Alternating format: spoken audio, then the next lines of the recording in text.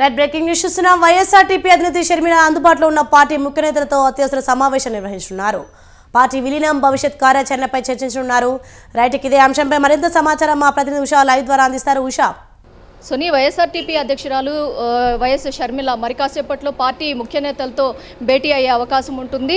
భేటీ అనంతరం ఇడుపులపాయకు వెళ్ళి తన కుమారుడు ఎవరైతే రాజారెడ్డి వివాహ ఏదైతే పత్రిక ఏదైతే ఉందో దానికి సంబంధించి ఇడుపులపాయ వైఎస్ఆర్ ఘాటు వద్ద ప్రార్థనలు చేసే అవకాశం ఉంటుంది. ప్రస్తుతం చూసుకున్నట్టయితే పార్టీ విలీనం మీద అనేక చర్చలు దాదాపు కొన్ని రోజులుగా వస్తున్నాయి.